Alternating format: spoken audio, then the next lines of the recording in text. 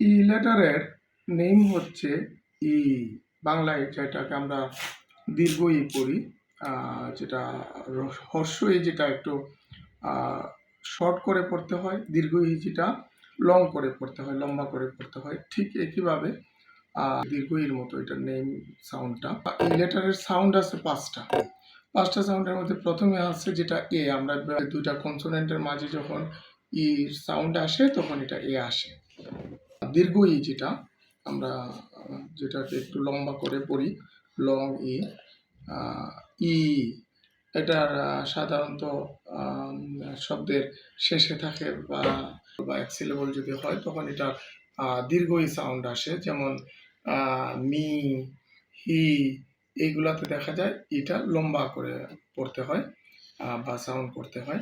আরেকটা আছে শর্ট ই, ছোট আমরা যেটা হর্ষ ই বলি। এই ক্ষেত্রে এর সাউন্ডটা শর্ট এর মতো আসবে, আমরা অনেকটা এর মতো সাউন্ড যেটা মনে করি। যেমন বিগিন, এক্ষেত্রে কিন্তু লম্বা করে পড়ার সুযোগ নাই। বিগিন, ডিসাইড, যদিও ই এখানে ডেসাইড না, ডিসাইড, বিগিন, ডিসাইড, ইংলিশ এখানে এটা হচ্ছে শর্ট ই। তারপরে আছে শোয়াও যেটা শোয়া সাউন্ড যেটা, এটা অনেকটা ও এগুলোর মাঝামাঝি একটা সাউন্ড, যেটার সাউন্ডটা মুখের ভিতরেই শেষ হয়ে যায়। এটার মধ্যে স্ট্রেস থাকে না, কোনো জোর দেওয়া যায় না।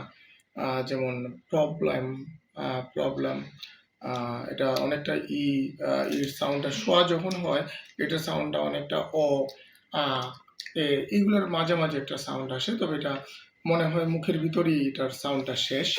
যেমন প্রবলেম, ওপেন, গার্ডেন, এইগুলো হচ্ছে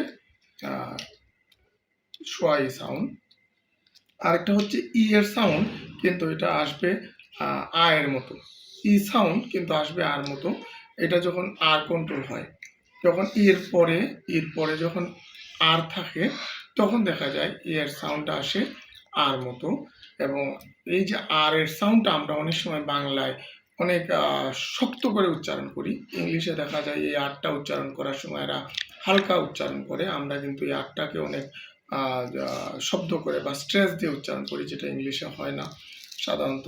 আর এই সাউন্ডটা আসবে আর মতো। যেমন হার, আমরা যদি ওইখানে আরটাকে কি করি অনেক শক্ত করে উচ্চারণ করি, কিন্তু ইংলিশে দেখা যায় এই আর এর সাউন্ডটা অনেক হালকা।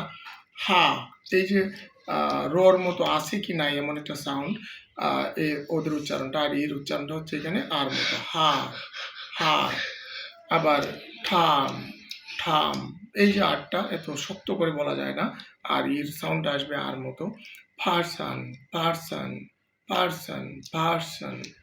পার্সন, এই যে এখানেও ইর উচ্চারণটা আর মতো আসলো।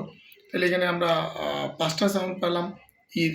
একটা হচ্ছে এ বা একার, যেটা দুইটা কনসোনেন্টের মাঝে হলে, যেমন পেন, ব্যাট, এইগুলা। এরপরে পাইলাম আমরা ই, যেটা আমরা লং ই বলি আমরা, মি, হি, এইগুলার ক্ষেত্রে। তারপরে আসলো শর্ট ই, যেটা বিগিন, ডিসাইড, ইংলিশ, এইগুলা শর্ট ই। আরেকটা হলো শোয়া সাউন্ড, যেটা মানে এটা একদম হালকা সাউন্ডে উচ্চারিত হয়। আরেকটা হচ্ছে ই, যখন আর থাকবে তখন আর এর সাউন্ডটা হালকা আসবে এবং ইর সাউন্ডটা হয়ে যাবে। যেমন হা, ঠাম, ভার্সন, এইরকম।